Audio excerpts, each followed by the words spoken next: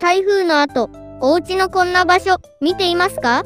まずは天井、シミや壁紙の浮きがあれば、雨漏りのサインかもしれません。次に、雨どい、外れたり、詰まったりしていないか確認しましょう。最後は外壁、ひびや傷があると、雨水が入り込む原因になることもあります。小さな異変も、早めの確認が大切です。